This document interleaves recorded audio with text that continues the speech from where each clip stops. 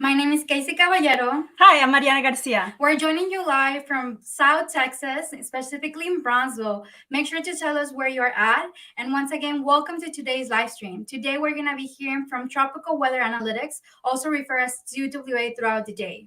Yeah, and just some housekeeping items. So if you want to know how to participate in the chat, or if you want to know how to invest during the live stream, all those instructions will be pinned to the top of the chat box. All right, so without further ado, let's get started. Make sure to leave comments. Make sure you're logged in and able to post anything you want. So we're going to hear a little bit about TWA from a video they prepared for us. The new space race has unlocked vast opportunities to improve lives, help our planet, and create incredible fortunes. After 10 years and more than $100 million of R&D on board the space station, the next revolution in weather satellite technology is finally here. Right now, weather forecasting models cannot keep up with the pace of climate change and extreme events. We will deliver the missing data sets forecasters are missing. The polar winds interact with the jet streams and help drive the majority of weather patterns across the globe. But existing satellites only provide a 2D solution to a 4D problem, measuring winds in just the horizontal axis, while vertical winds are sparsely and poorly measured by weather balloons and stations. We will leverage our 4D XYZ plus time measuring technique to collect wind measurements across all altitudes with greater frequency and higher resolution. This gives forecasters a more accurate starting point to derive their forecasts from. Put simply, it will provide the ability to know what will happen tomorrow, today. Our Hurricane Hunter weather satellites will deliver earlier, 2 times more accurate hurricane forecasts and improve all weather forecast models by collecting the missing data input experts need to create more reliable, more accurate forecasts that are further out. Weather impacts everything, and a warmer planet means it has never been more critical for businesses and governments to predict and prepare for extreme weather events to safeguard lives, assets, and infrastructure. The advanced weather data our satellites provide will help multiple industries such as agriculture, insurance, energy, the stock market, shipping, aviation, and more. Hurricane Hunter satellites, the next revolution in weather forecasting. All right, what an introduction. We are so excited to have TWA here on the platform. I mean, if you missed our introduction, we're joining you live from Brownsville, Texas. I mean, we're right near the Gulf Coast of Mexico, so we understand the devastating consequences that hurricanes have and how important it is to stay prepared. Yes, my family is from agriculture, so checking the weather is a must for them, especially with global warming making drought seasons and then hurricane season all over the place. It's just so important. And let's just take a moment to say hi to some of the people joining us today. We have some people from our team. Hi, Stephanie, I'm from Texas. We're also in Texas. Where are you from in Texas? Hey, aloha. So are you from Hawaii? That's interesting. Andrew in Canada, Jibika in California. Thank you so much. If we didn't say hi to you, make sure to drop your comments there and tell us where you're from. So without further ado, we want to introduce one of the men of the hour. We have Illya Schiller joining us. He is president of TWA. As I mentioned before, Tropical Weather Analytics is going to be referred throughout today as TWA. He is a seasoned entrepreneur. He has many, many years of experience and is even responsible for one of the companies that work with the electric pen system. I mean, even more than that. I mean, he worked on the space shuttle. I mean, that's pretty interesting. I did say season. Illya, come on. Well, thank you. Thank you, Casey and Mariana. Welcome to the live stream. I love to see you all here. My name is Illya Schiller. I'm a president of TWA. I have over 30 years of experience working on space-related systems, like you said, from huge space shuttle to tiny microsats. We're very excited about introducing our company and the Hurricane Hunter satellites to you. Let me ask, are 2 eyes better than 1? Of course, Of course. almost every observational satellite right now is just a single eye in space. We're changing that. After more than a decade of research and development, with investments from the government, most recently from NASA, using the International Space Station, we have developed a unique technology. This technology provides high-resolution 3D measurements of clouds and winds to increase our knowledge about climate change, weather forecasting, and hurricane predictions. We have demonstrated this technology, and now we're ready, with help from you, for commercial success. Occasional 3D stereo observations from space are not new, but high-resolution stereoscopic global observations from dedicated satellites routinely providing winds is a game changer. We have assembled the world's premier hurricane science and meteorology team and aligned with leading scientists and space engineers to develop a reliable, low-cost hurricane hunter satellites that will disrupt the weather forecasting market. Welcome.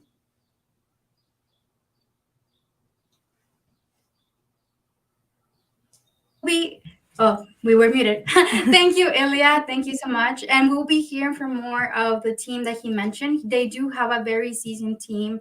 And before we do that, I do want to make sure to put in make sure that you guys drop your questions in the chat. We're going to have a Q&A session later on. So drop them in. And even if we don't get to answer them right now, you'll get an answer. We promise you. And before we do that, I'm honored to introduce our founder and CEO, Aaron Burnett. Hey, everybody.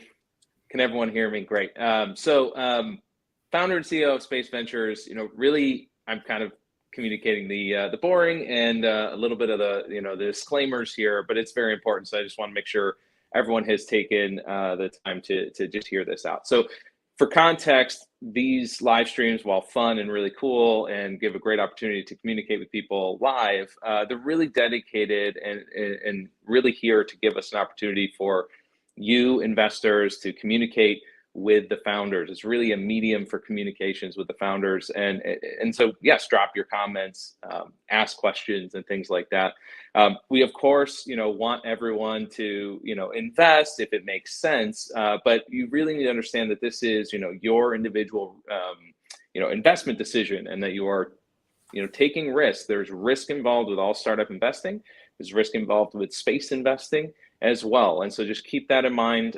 We do a lot of work on our end in due diligence and all these other things, but we cannot know your individual financial situations. We just can't know everyone. So take it as, not a recommendation. This is up to you. You need to pick pick your own investment decisions based on your own specific situation. So take the time to understand that risk, to research and the page and all the information that's there around the deal and the company themselves is great.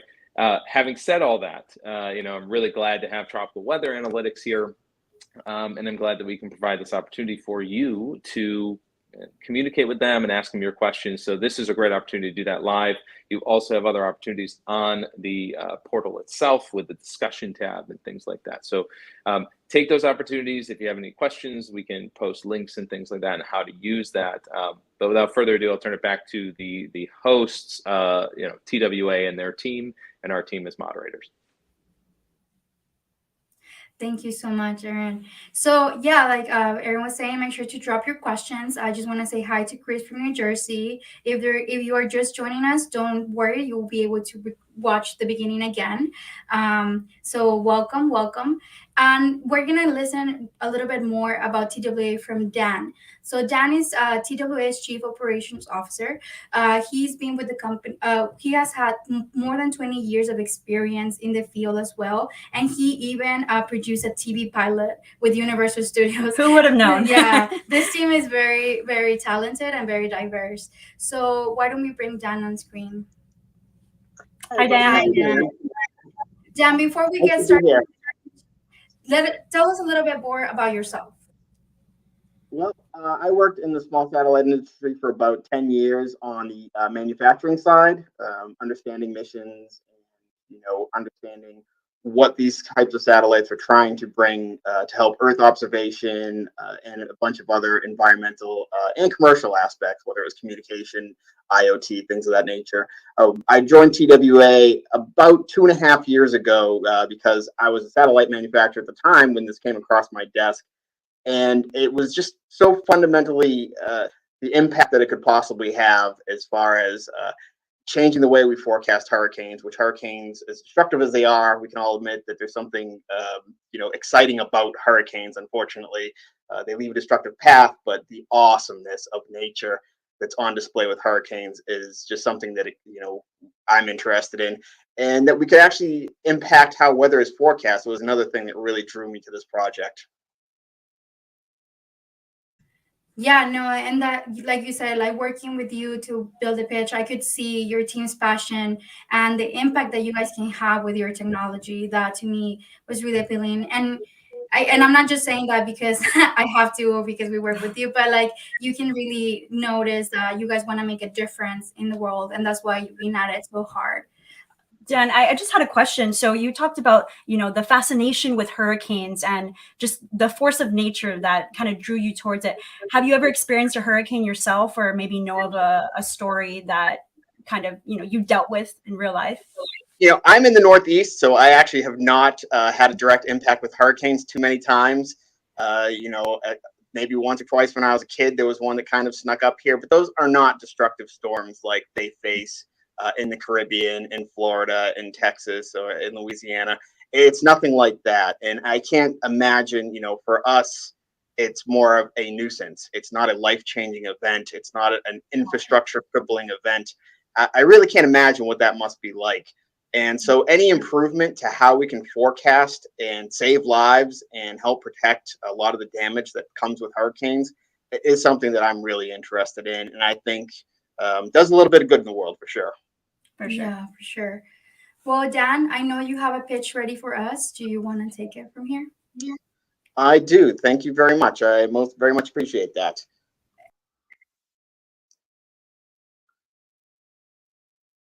So I will take us through our pitch very quickly.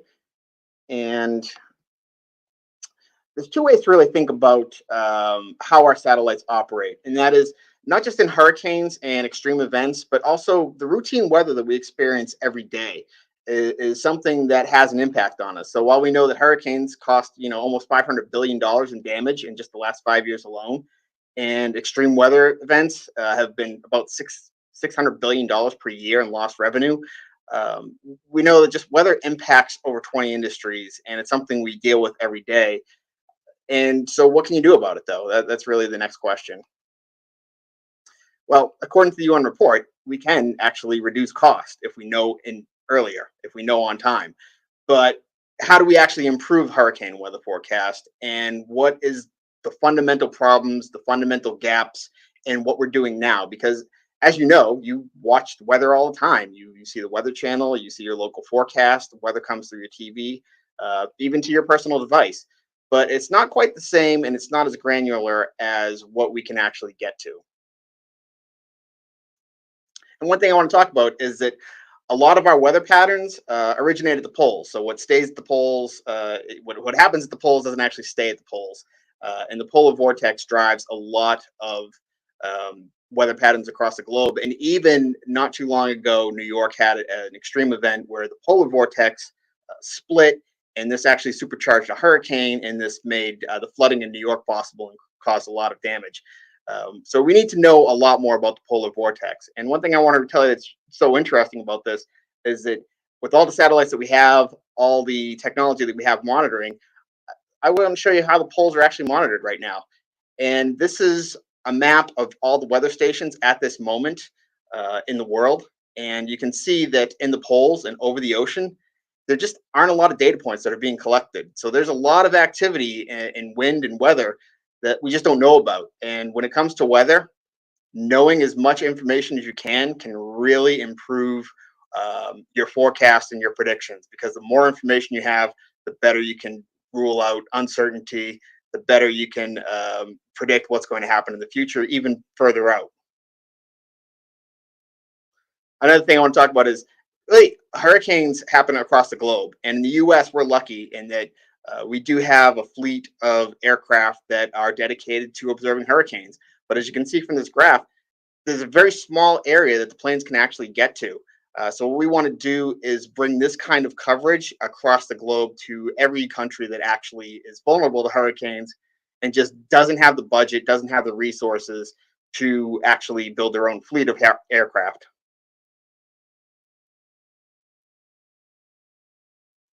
Now, a lot of people think that I see, hurricanes on TV all the time by a satellite. But what's actually happening is you're seeing the surfaces of the hurricane. You're not actually seeing what's happening below that all that much. And we say 4-dimensional, 3-dimensional. Basically, we do measure in 3D, but time is actually a pretty big aspect of what we do. So sometimes we say 4D instead of 3D. So hopefully that's not confusing too many people that are in here. Our solution is really two nanosatellites that will provide earlier, more accurate hurricane forecasts. And also we will collect polar wind data that is missing from all the other weather forecasts presently. There just aren't that many polar observing satellites at this moment. And this is actually some of our work, and you can see visually of the difference. This is the exact same hurricane taken from the space station without our 3D imaging processing. And then on the right, you can see that there's a lot of detail and a lot of definition to the eye of this hurricane. And what that means is just across altitudes of the clouds, there's a lot of vertical wind happening, a lot of horizontal wind happening that we're just not getting from traditional satellites. And our satellites will produce 3 main data products, and that is data subscriptions to the experts that actually know how to take this data, input it into their models, and actually deliver value-added or even just better forecasts. So commercial weather is, again, we think that, well, weather's for free, why do I need anything? But actually the answer to your question, what you need to know that impacts you specifically, that really isn't free. And as climate change is accelerating, we do need solutions now for businesses, for governments, for just about everybody that can, predict, plan, and react a little bit better because it's getting a little bit more volatile as ocean temperatures are warming. We'll also offer hurricane forecasts for countries that don't have hurricane hunter aircraft. And we also want to put weather intelligence directly into users' hands. So if I'm a farmer, or if I'm a stock trader or a commodities broker, an insurer, over 20 industries that are affected by weather, we want to make sure that we can actually directly put that usable intelligence into their hands for what they want to know. And that's where we see maybe some of the biggest growth as we move forward. So a lot of people want to know how it works. It's actually fairly simple to some degree because we have worked out how we process the images, how we take the images. This was done over a nearly decades-long mission aboard the ISS space station. And what we know is we basically fly 2 satellites. They're not in formation, but they're at a known distance, at a known pointing angle, looking at the same structure. And from there, the satellites take images, and then the algorithms and processing rebuild a 3D model of the cloud features. So across altitudes at the top and all the way through each altitude, we get wind speed, wind velocity, actually. Now, our IP strength is actually pretty strong. In order to do what we did, you would need a space station, you'd need $100 million, and you need a time machine because the observations of storms and the continuous improvement of understanding how those storms reacted, how the processing was applied, all that takes a lot of time to understand exactly what's happening so we can develop better prediction models and get to this point where now we go from a research program to a commercialization program. And tropical weather analytics used to be called Visidyne, and the spin out became TWA to really commercialize this technology that we had developed.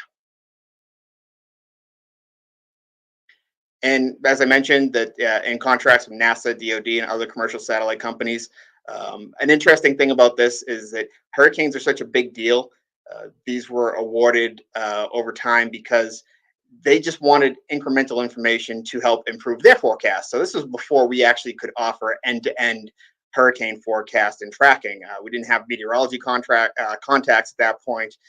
We didn't understand hurricanes the way that people in the field actually do.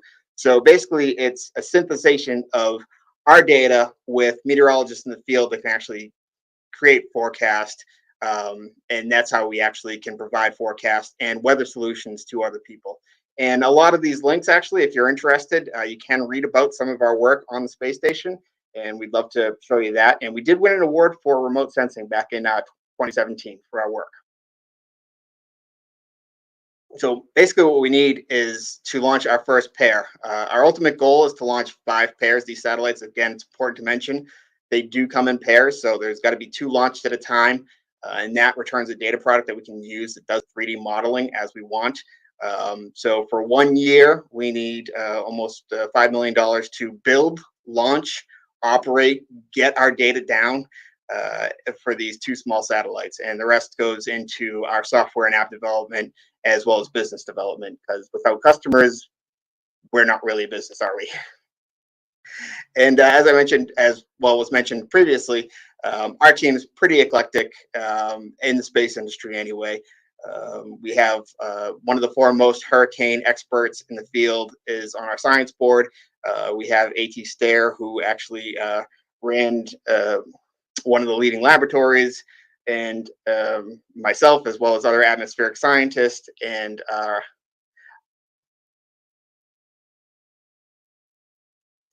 basically our next steps are just to close this investment round, launch our weather apps as best we can, and get our first pair of satellites into orbit and start selling data subscriptions. And as I mentioned, we really want to improve what we can do with weather forecast, with hurricane forecast. We know we can save lives. We know we can save billions of dollars worth of damage just through this data being input into existing weather forecast models.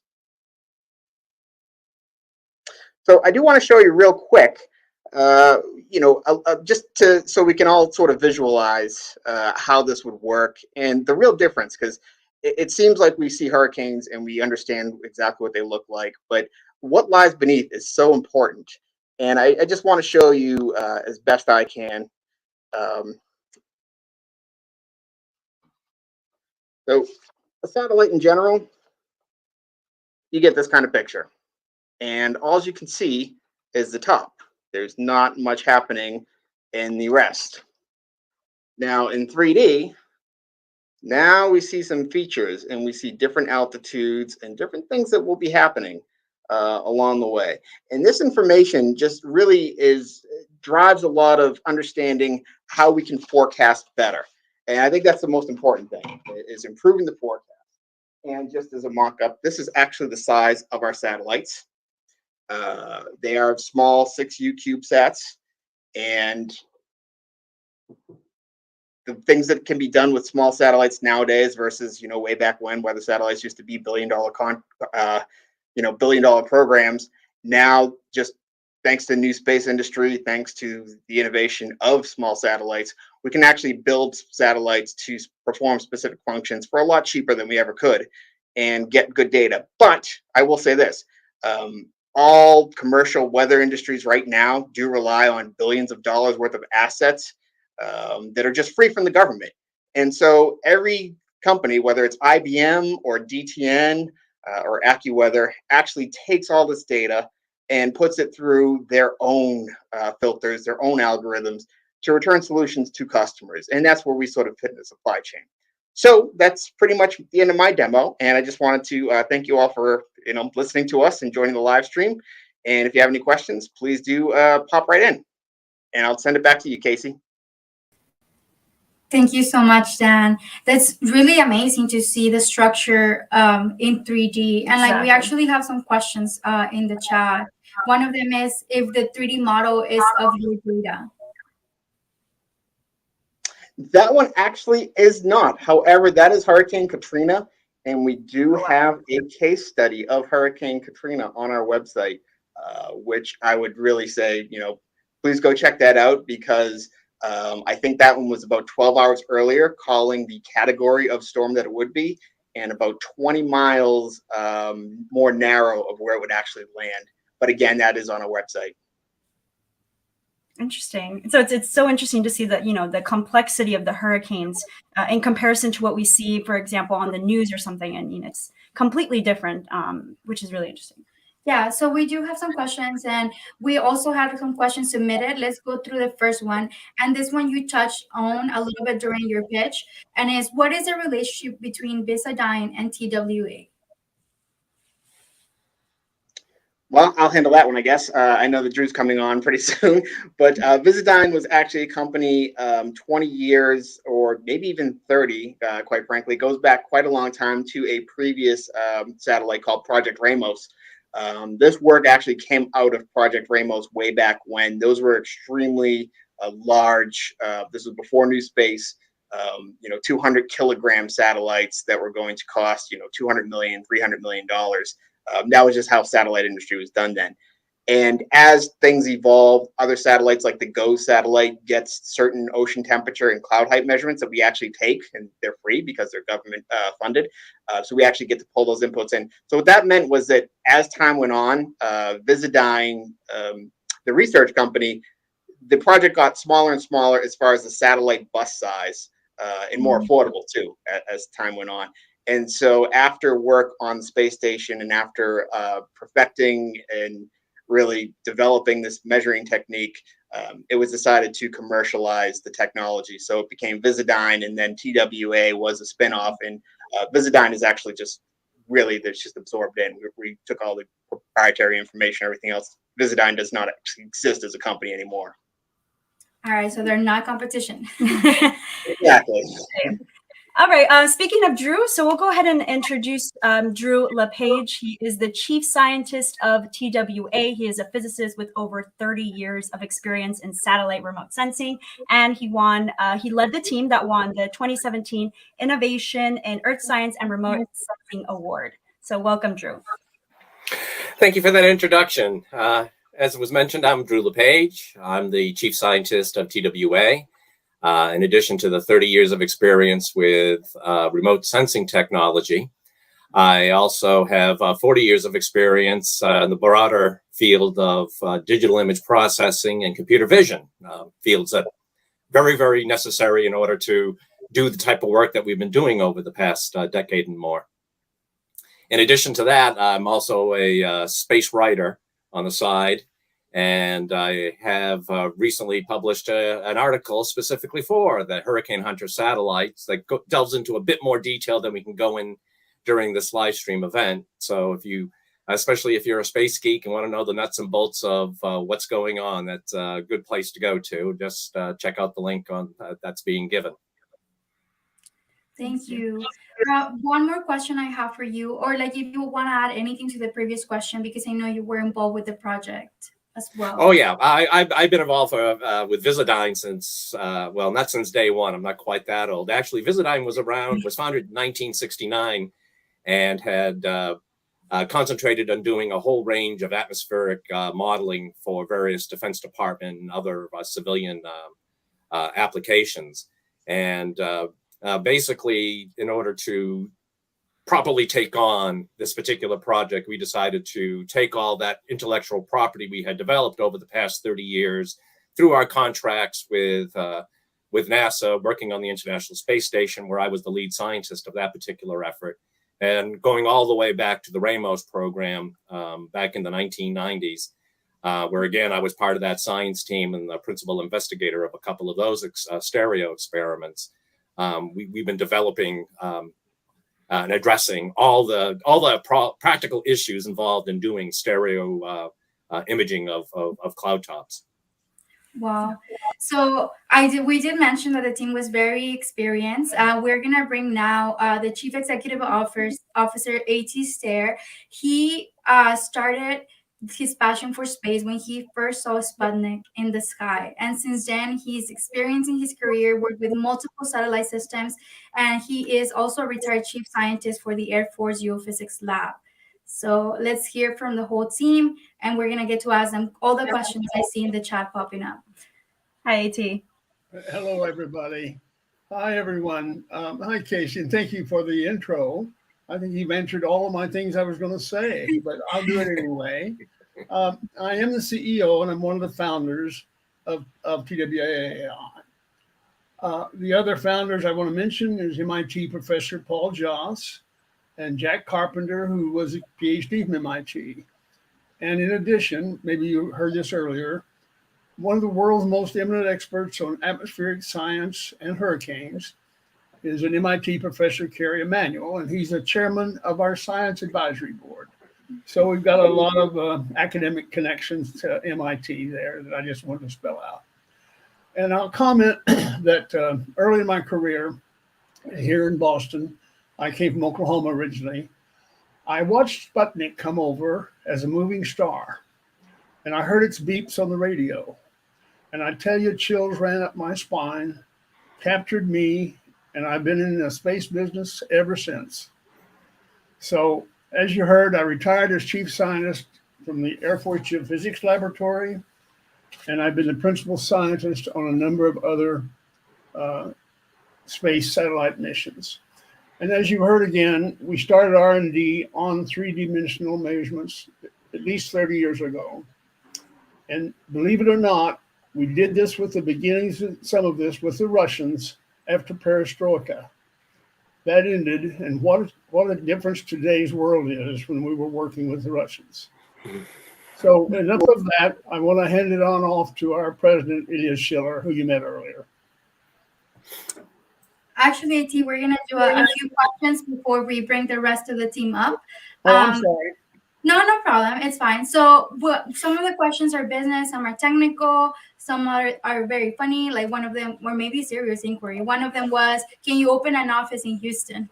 They're tired of all the hurricanes there. Of course, we've seen a lot of them in Texas lately. But let's ask one of the questions from Brandon Kian. Oh, and we have a new investment. Congratulations. So with 100 million in investment, deploy, why do you have a 12 million cap? What is the current revenue model going forward? Right. Well, that comes down to the investment came as research company back as Visidyne. As I mentioned, this was to help NASA, DoD, and commercial weather satellite companies better understand incrementally cloud features and how they could input this data and create this 3D process well, they weren't creating the 3D process, but how it could help them in their hurricane forecasting. And so it's kind of a funny story. As we went out to the meteorology community and wanted to, because we didn't have hurricane forecasters on our team, so we wanted to understand, how we could actually add that on at some date. And most of the meteorologists came back and said, well, it's almost kind of like a hurricane at the poles. The polar vortex is the swirling mass of air that we don't get three-dimensional data of, and it's just not covered. And you can forget about hurricanes because that's not where your money's going to be. It's going to be actually in this kind of polar vortex data because everybody really needs that. I mean, hurricanes are important, but this is something that's actually kind of uncharted to a degree.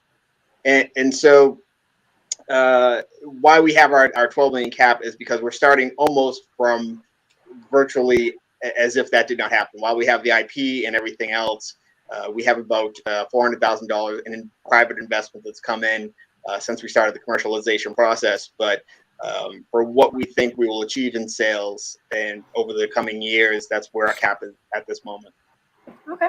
Okay, thanks, Dan. So another question from the Cislunar Experience. How many pairs of satellites are needed to cover the key regions that you plan to observe? And also, what are those latitudes that you've chosen to observe? Well, that's a technical question that I'll take on. Our current plan is to launch 5 pairs of these satellites, which will be making in high inclination orbits, almost going pole over pole. And their orbital planes will be spaced out over time so that we get regular observations of any point on the Earth during the course of the day. We don't have unlimited downlink capability. We are limited by that by using these smaller satellites, but still, with our goal is to be able to image at any given orbit, a footprint of land about 2,000 kilometers on a side. And we'll be targeting those for key areas across the globe and doing that 12 times a day with each satellite at an absolute minimum.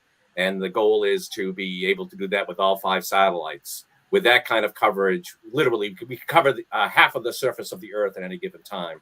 But there are very particular areas of the Earth that we would want to be looking at in order to produce products for our customers. Obviously, with the Hurricane Hunter satellites, one of our top priorities was originally, and still is, looking at tropical cyclones, typhoons, hurricanes as they're forming, and apply not only our proprietary model to determine, based on the measured altitudes of clouds, the temperatures of the cloud tops, the temperatures of the surface of the water that the hurricanes are traveling over.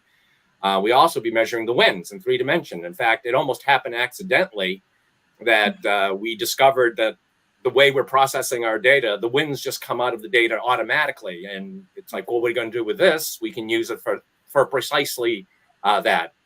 We've discovered that wind data is incredibly valuable. So we'll be targeting areas such as, depending on what our customer base is looking for, air lanes going from Europe to across the Atlantic back to the United States, or likewise between the North America and Asia. The polar vortex, that region, we'd be, especially during the winter when that drives so much of the weather, including a couple of years back, you had that polar vortex phenomena, which brought down incredibly cold temperatures down to Texas, greatly affecting your energy infrastructure. Again, yes, we would be able to provide data that could then go into the models, which would then be able to predict much more accurately what is going on, when is it going to happen, who has to make what preparations and when. And it's that timeliness of the data that will be most important. Wow, Drew, so many of the things that you said resonated with me because one, we just had a cold freeze in Texas and people would laugh because they would say, oh, when hell freezes over, Texas will. Well, we had a freeze and a lot of our plants died and a lot of people were not prepared for that. So we have a new investment. So forecast is very important. And this is a perfect segue. We have a question from Chris that says, what subscription pricing models are you targeting? And before we dive into that question, let me share a little bit that he shared on the page on the SpacedVentures offering. He is a former US pilot and he experienced one time where he was gotten the clear, and sorry, Chris, if I'm butchering your study, please go visit the campaign so that you can read the actual narration. But they were given the go-ahead with the weather. They took off, and then they encountered extreme weather conditions and had to do an emergency landing, look for different landing, landed almost without any fuel. So that is an extreme example of why this is so important. So let's answer his question. Yeah. So actually, I'll use that as a jumping point because in my time as a satellite manufacturer and understanding what missions were happening, it was actually important to me to learn, does their business model make sense? Because if we're providing satellites and then they can't pay us, it's bad for us, it's bad for them, it's bad for everybody. And one thing that I noticed in the satellite industry is no matter how valuable the data is, there's not a lot of early adopters. Things are a little bit sluggish getting going. So while I know that the big data subscriptions and the hurricane forecast subscriptions that we can offer per year are going to do well, just the time that it takes for somebody to commit to that kind of budget on a monthly basis. I always wanted to put weather intelligence, if we could find a way, if it's a farmer, if it's an insurance broker, stockbroker, how do we put, or somebody in aviation, or again, AIS is another, maritime cargo is another one, where weather is so important. This impact is happening all the time. And so small subscriptions to users that are hyper-local forecasts that help them with their specific problem is really where we think will make the biggest impact. And also, it's a lot cheaper than buying a big data subscription. So that was one of the reasons why we sort of developed these kinds of business models, is just to get over people's reluctance to use new information and offer something cost affordable that actually helps people right now. Because I'll probably say this ad nauseum, But weather solutions are needed now. The climate crisis is here, and businesses and governments really need to prepare and mitigate these kinds of disasters on a day-to-day basis to navigate so that their businesses are protected. Oh, Agreed.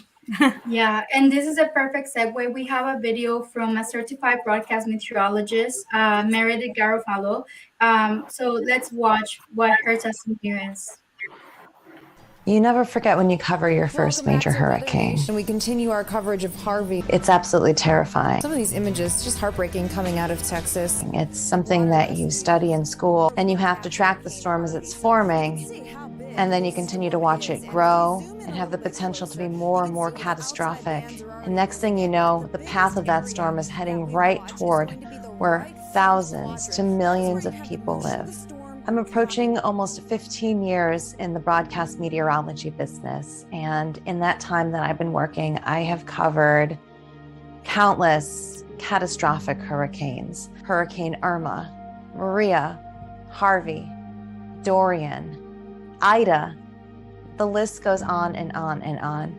I think the hardest part of my job, the part that's absolutely heartbreaking, is after a storm when I'm seeing people that have lost everything, that have lost loved ones, that are trying to get back on their feet because they didn't have enough time to prepare or they weren't ready. And that's why weather satellites are critical for our success as forecasters, but also for making a difference in people's lives. While we are doing a good job, people are still losing lives. And there's still, as we know with anything in life, room for improvement. As we know, success is never accomplished alone. And it's not just the broadcast meteorologists that are saving lives. We are teaming up with scientists at NOAA and NASA and the National Weather Service and using their satellites, but also these companies that are going to be coming up with brand new satellites that are going to help find those missing jigsaw pieces and fill them in. So together, this constellation of a bunch of different types of satellites will be working together to make a difference. I'm very excited to hear that TWA is addressing these issues by introducing Hurricane Hunter satellites that would provide new measurements in 3D that will give critical data to improve forecasting that saves lives. The more time we can give people to prepare, the more lives we will save, the more property we will protect, and the more we're going to work together here on Earth and help each other out, which is the most crucial part that we need to remember every single day. Wow, I mean, that was just so powerful and just shows the importance that TWA's technology actually brings to weather forecasting. So that was really, really nice to watch. Kind of segueing into a different question for AT. I know you're kind of, been here since the beginning. So I just wanted to ask, can you tell us a little bit more about your founding story, how this kind of came to be into like TWA? We began to think about the next part of measurements of the Earth's atmosphere with the whole generation of satellites as they grew and they got better and smarter and cheaper. And we started looking hard with the Russians after Perestroika. We were asked to go to Russia, engage their space scientists, and we did that. And one of the rules of the road, one of the rules was we had to do something that they needed, we needed, and was not going to be a problem for the international exchange of information.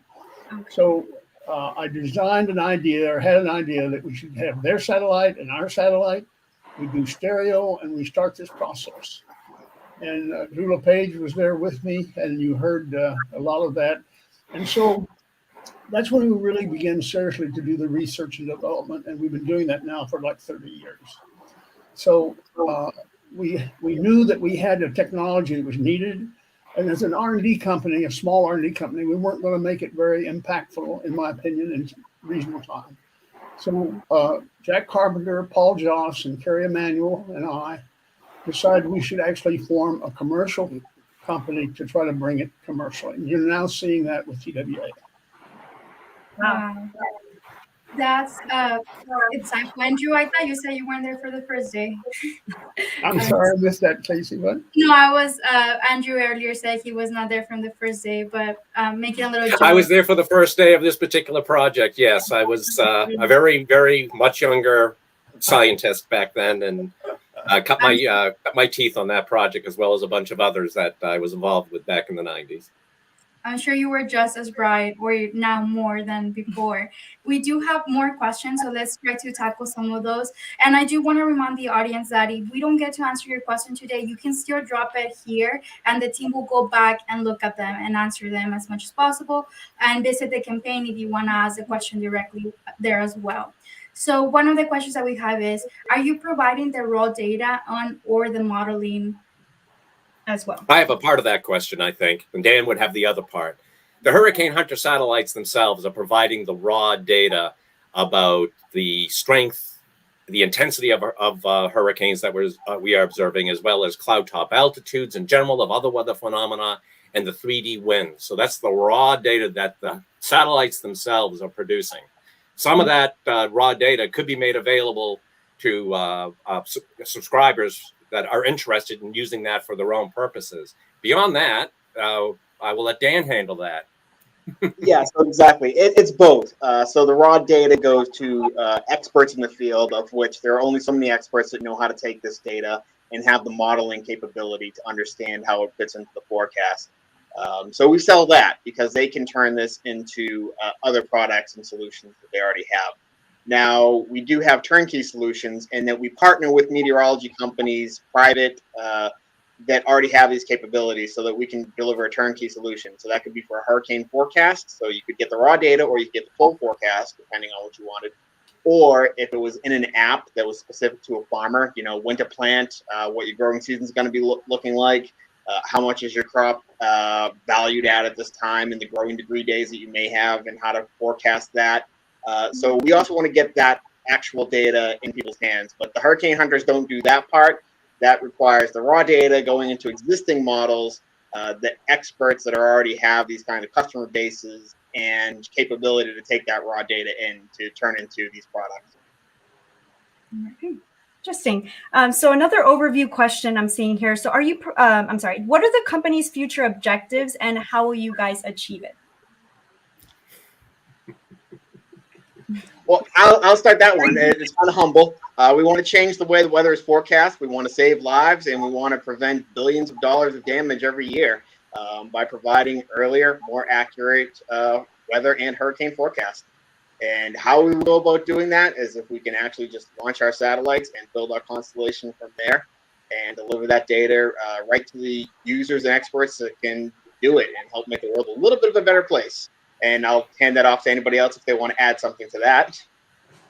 Oh yeah, I already have a whole wish list of things I would like to do. For example, in the future, once we have our initial satellites up and we're the full constellation of 5 satellite pairs, there are improvements that we can be making with larger satellites in the future. We could be adding infrared capability, which would allow us to also do these same types of measurements during nighttime hours.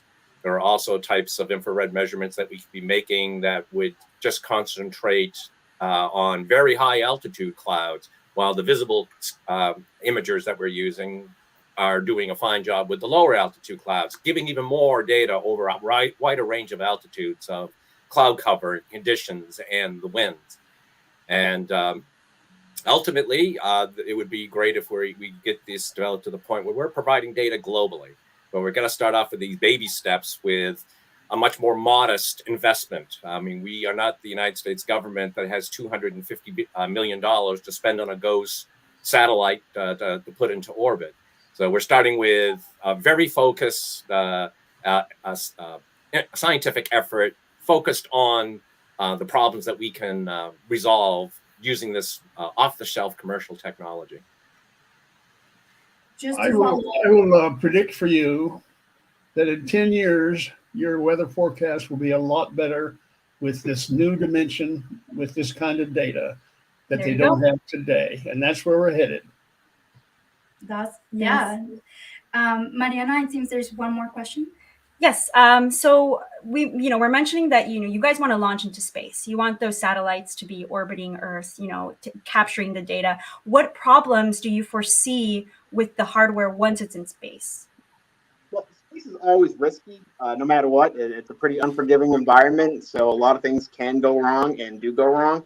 One thing that I really love about this project is that the measuring technique is actually not sensor-based. It's based on off-the-shelf hardware that has flight heritage to it, off-the-shelf camera that has flight heritage to it, and a measuring technique that's already been proven on board the space station.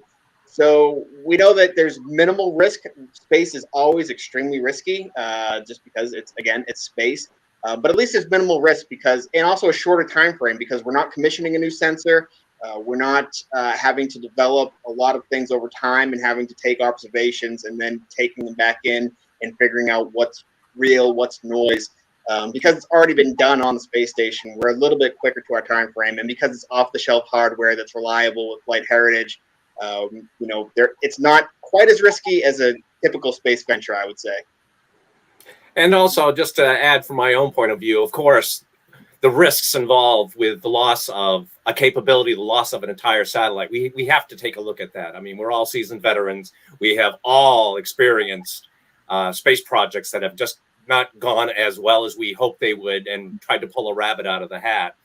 But we do have an experienced team to be dealing with a whole bunch of different contingencies. And even if we do lose one of our initial pair of satellites, it's just a matter of a few more months. Hopefully, we'll have another pair of satellites going into orbit that will be able to take on that capability. But even with a single satellite, our marketing research has shown that there is a market for just regular 2D cloud coverage on a regular basis at very high resolution. NOAA's polar orbiting satellites that go over pole to pole, looking at the entire surface of the Earth. They have a resolution of only about 375 meters on the Earth. And looking at some of the, for example, the new United States Space Force is looking for. They want higher resolution images, and we can provide that. And that is a very quick and easy data product that we can generate, even if we only have one satellite operational. So we're still generating an income stream, even in the case of a loss of a satellite. Wow, and that's very interesting, because while I was trying to study your pitch, I realized so many weather balloons are released just to provide what you guys provide. And those are very inconvenient from what I could read, even though the technology has advanced. We do have one question, and I don't know if it's a question or a proposition, but somebody's asking, do you have a launch company in line to launch your satellites? Well, I think we should start a bidding process right now. Yeah, exactly. Who wants to launch it? Yeah, the bidding's open. No. Exactly.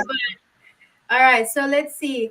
I think that if we didn't get to answer the questions again, please make sure that they're dropped in the chat and the team will go back. With that, we do want to open the floor to the TWA team to do their closing remarks.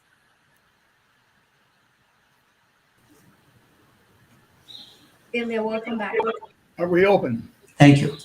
Okay. Well, I'll just say again, hello and goodbye to everyone. It's been a pleasure to be able to be out here and have this opportunity to bring decades of work to reality now. So I'm just, thank you again, and I'll say goodbye for now, and I'd be happy to talk more with any of you. Please get a hold of us. And so I'll drop it back off to Drew. Yeah, I would like to thank everybody for all their excellent questions, and also for the opportunity to talk about our innovative weather satellite constellation that, we will be making these stereo observations of clouds, an area that has not been explored by meteorology to date.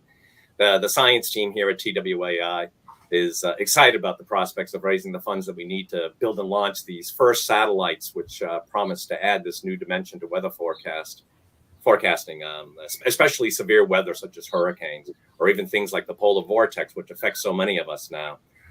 Please, as was mentioned before, please feel free to pass along any other questions you might have through the indicated social media, and we'll be more than happy to answer all of them.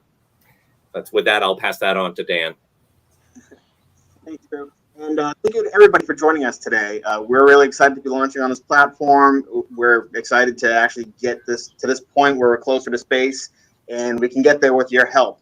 And I just want to close again because I think I mentioned it initially is that the climate crisis is actually just upon us. It's not something that's years away. It's something that's actually happening now, and we're seeing it more and more. And I know from my perspective, before I ever talked to meteorologists, before joining this company, I didn't know anything about weather necessarily, and getting out there and speaking with them and seeing how they speak and how they feel like we are in the middle of something now.